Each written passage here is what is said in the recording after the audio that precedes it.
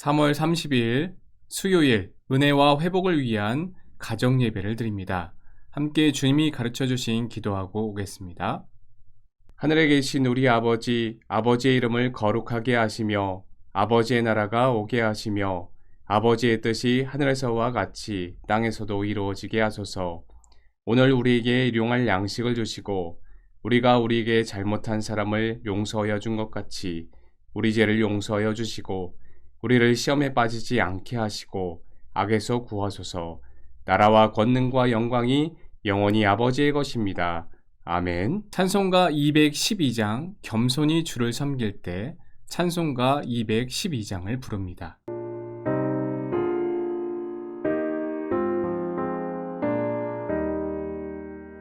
겸손히 주를 섬길 때 괴로운 일이 많으나 구주여 내게 힘 주사 잘 감당하게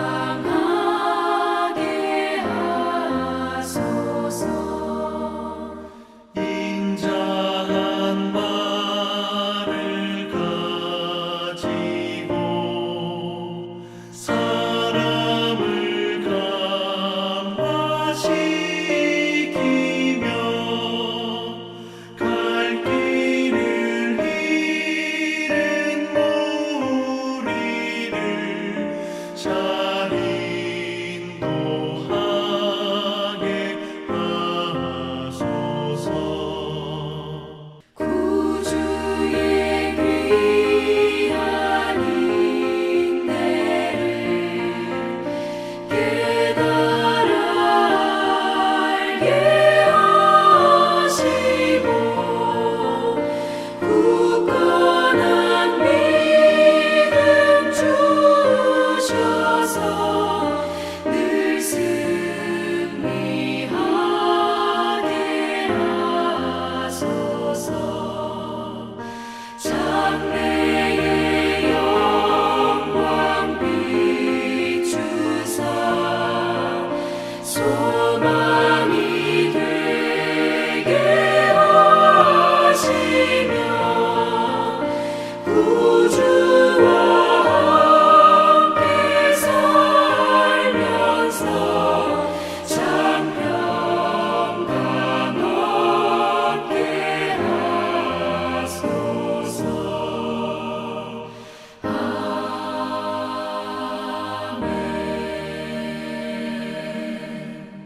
오늘 우리에게 주신 하나님 말씀은 열왕기 하서 4장 1절로 7절의 말씀입니다. 열왕기 하서 4장 1절로 7절의 말씀을 한 절씩 교독하겠습니다. 선지자의 제자들의 아내 중에 한 여인이 엘리사에게 부르짖어 이르되 당신의 종 나의 남편이 이미 죽었는데 당신의 종이 여호와를 경외한 줄은 당신이 아시는 바니이다. 이제 빚준 사람이 와서 나의 두 아이를 데려가 그의 종을 삼고자 하나이다 하니 엘리사가 그에게 이르되 내가 너를 위하여 어떻게 하랴? 내 집이 무엇이 있는지 내게 말하라. 그가 이르되 계집종의 집에 기름 한 그릇 외에는 아무것도 없나이다 하니 이르되 너는 밖에 나가서 모든 이웃에게 그릇을 빌리라. 빈 그릇을 빌리되 조금 빌리지 말고 너는 내 두 아들과 함께 들어가서 문을 닫고 그 모든 그릇에 기름을 부어서 차는 대로 옮겨 놓으라 하니라. 여인이 물러가서 그의 두 아들과 함께 문을 닫은 후에 그들은 그릇을 그에게로 가져오고 그는 부었더니 그릇에 다 찬지라. 여인이 아들에게 이르되 또 그릇을 내게로 가져오라 하니 아들이 이르되 다른 그릇이 없나이다 하니 기름이 곧 그쳤더라. 그 여인이 하나님의 사람에게 나아가서 말하니 그가 이르되 너는 가서 기름을 팔아 빚을 갚고 남은 것으로 너와 내 두 아들이 생활하라 하였더라. 아멘. 열왕기 하는 엘리야의 승천 이후에 북이스라엘의 아홉째 왕인 여호람 시대 엘리사의 주요 사역을 다루고 있습니다. 특별히 4장에서는 엘리사가 북이스라엘의 신실한 하나님의 백성들을 돕기 위해 사적으로 행하였던 5가지 이적을 연속적으로 보여주고 있다는 것입니다. 이러한 이적 기사는 하나님께서 북이스라엘을 바알 숭배로 이끈 아합 왕가를 버리셨고 신실한 하나님의 백성에 대한 은총은 거두시지 않았다라는 것을 보여주기 위해 기록이 되어졌습니다. 오늘 1절로 7절에 나온 첫 번째 이적인 선지생도의 미망인을 경제적 위기에서 구한 이적을 통하여서 주시는 하나님의 은혜를 함께 살펴보기를 원합니다. 먼저 1절을 보게 되면 선지자의 제자들의 아내 중에 한 여인이 등장합니다. 공경에 처한 선지자 생도의 한 미망인 여인이 엘리사에게 자신의 구체적인 사정을 이야기합니다. 우상 숭배가 만연하고 이를 나라의 방침으로 일삼는 악한 왕들의 통치 아래 이들은 자신들의 믿음과 선지자의 사명을 유지하기 위해 극심한 핍박과 박해를 감내해야만 했습니다. 이런 과정에서 그들은 엄청난 생활고를 겪었을 것이고 이런 현실적인 문제들이 절망스러울 수밖에 없다라는 것이죠. 게다가 그녀의 남편이 이미 죽었다고 말합니다. 남성 중심이었던 고대 이스라엘 사회에서 과부가 된다라는 것은 사회적 약자의 신분에 속하게 되는 것을 의미합니다. 설상가상으로 미망인 여인은 빚 때문에 자신에게 있는 2아이마저 종으로 빼앗길 위기에 있습니다. 율법에 의하면 채무자가 빚을 갚지 못하면 자신의 자녀들, 그들을 6년간 종으로 삼게 되어 있었습니다. 남편이 죽은 것도 견디기 힘든 고통인데 2 아들마저 종으로 끌려가게 되었으니 하늘이 무너질 법합니다. 이러한 이야기를 접한 우리에게는 어떠한 생각이 듭니까?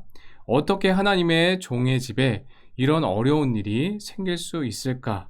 이런 생각이 들지 않겠습니까? 마찬가지로 하나님을 믿는 우리에게 극심한 고통이 따를 때 동일한 생각이 들지 않겠습니까? 어떻게 하나님을 열심히 믿었던 나에게, 우리 가정에게 이런 어려움이 생겼는가 이해되지 않을 때가 있다라는 것입니다. 성도로서 하나님을 온전히 섬기고자 신앙생활을 열심히 한다지만 세상에서 이해 못할 역경을 만날 수도 있는 것입니다. 흔히 생각하기를 우리가 하나님을 믿으면 하나님께서 우리의 모든 것을 책임져 주시고 만사를 형통하게 해 주실 것을 생각합니다.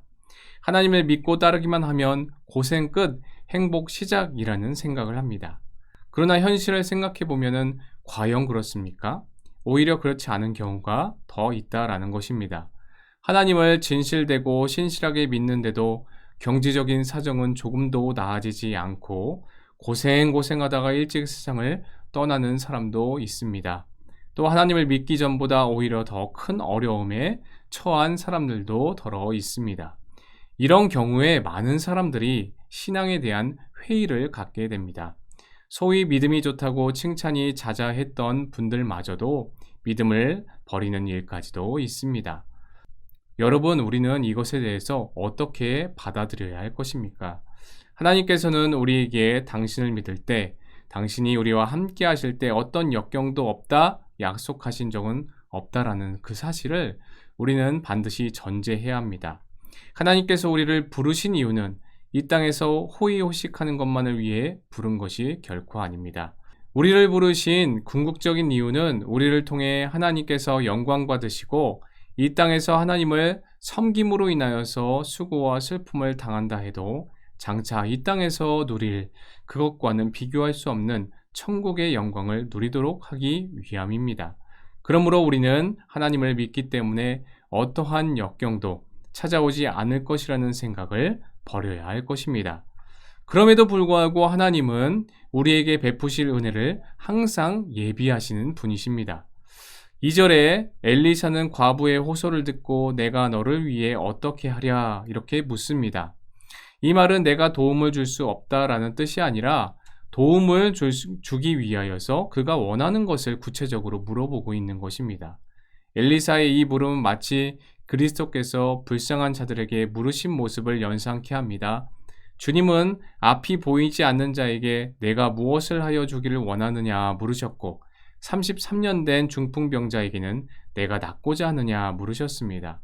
예수님께서는 그 사람의 형편과 사정을 알고 그것을 해결해 주시고자 물으셨습니다. 이전에도 가정 예배를 통해 말씀드린 바 있지만 저는 하나님을 군대에서 인격적으로 만났습니다. 외부와의 소통이 차단되어 있고 고립된 그런 생각과 제한된 공간에서 주님은 은혜를 예비해 두셨습니다. 당시 개인적으로 어려운 일을 만나 외부에 나가고 싶었지만 나갈 수 있는 휴가나 방법은 존재하지 않은 상황이었습니다. 당시엔 부대 내 소통할 수 있는 창구는 공중전화 하나뿐이었습니다. 게다가 부대 내 업무적으로는 위에 선임들을 챙기면서 밑에 후임들을 잘 이끌어야 했기 때문에 책임감의 무게 또한 상당했습니다. 이러지도 저러지도 못할 때에 하나님께 원망하기를 왜 하나님을 더 믿기 원하고 교회도 열심히 나가 봉사하는데 나에게 이런 일이 생기나 온갖 불평을 하게 되었습니다. 그러나 하나님은 당시 그 불행을 능히 극복할 수 있는 은혜를 준비해 두셨습니다. 지금 순복음 교단의 목사가 된 후임이 어느 날 저에게 말씀 구절을 던져주면서 위로했던 것이 저의 마음 가운데 레마의 말씀으로 와닿게 되었고 그 역경과 시련을 오히려 하나님을 더 굳건히 믿게 되는 놀라운 일을 경험하게 되었습니다. 오늘 본문의 선지자 생도의 미망인 여인은 사방이 막힌 진퇴양난 상황 속에서 하나님의 사람 엘리사에게 부르짖음으로 자신의 위기를 극복할 수 있었습니다. 자비로우신 하나님은 공경에 처하여 부르짖는 자기 자녀의 간구를 외면치 않으십니다. 지금 원하지 않는 큰 위기 가운데 놓여 있는 분이 계십니까? 아니면 하나님을 섬김으로 인하여서 수고와 슬픔을 당하고 있는 분이 계십니까? 하나님께 부르짖어 간구하시기를 축복합니다. 하나님께서는 준비하신 은혜를 베풀어 주실 줄 믿으시길 바랍니다. 반드시 하나님께서 당신의 공의와 선하신 가운데 여러분이 처한 어떤 위기라도 벗어나게 해 주실 것입니다. 시편 31편의 시인은 주를 두려워하는 자를 위하여 쌓아두신 은혜, 곧 인생 앞에서 주를 피하는 자를 위하여 베푸신 은혜가 어찌 그리 큰지요 라고 고백을 하였습니다. 이사야 42장 16절에 내가 맹인들을 그들이 아직 알지 못하는 그곳으로 이끌며 그들이 알지 못하는 지름길로 인도하며 암흑이 그 앞에서 광명이 되게 하며 구분대를 곱게 할 것이라 내가 이 일을 행하여 그들을 버리지 아니하겠노라 이렇게 말씀했습니다. 이 같은 하나님의 은혜와 축복, 그분의 능력과 신실하심을 더 온전히 신뢰함으로 말미암아 믿음의 그릇을 더 크게 준비하는 저와 여러분이 되시기를 주님의 이름으로 축복합니다. 함께 이 시간 기도하겠습니다. 어떠한 역경과 어려움 속에서도 주님의 예비하신 은혜와 축복을 바라보며 믿음의 그릇을 넓히게 하여 주소서. 함께 기도하겠습니다. 기도합니다.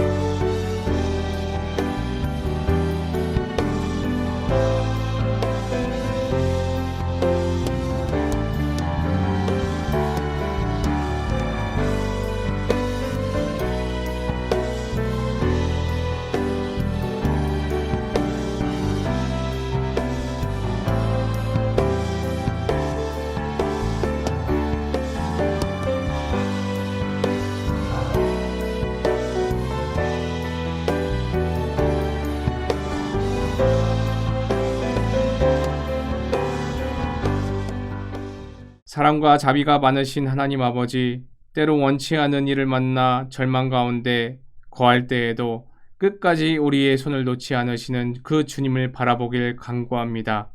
우리의 믿음의 그릇이 더욱더 커지기를 간구하오니 주여 예비하신 손길을 의지하여 아버지 주님 앞에 나아갈 수 있는 저희들 될 수 있도록 인도하여 주옵소서. 감사를 드리오며 예수님의 이름으로 기도하옵나이다.